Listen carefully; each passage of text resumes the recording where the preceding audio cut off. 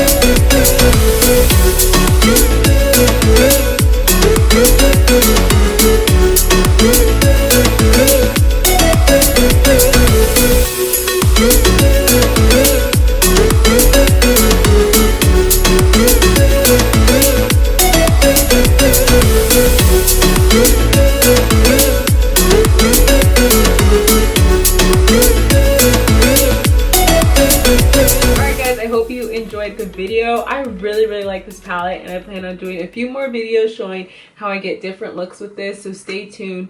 Let me know down in the comments what kind of looks you guys would like to see with this palette, and I will see you guys in the next one. Bye!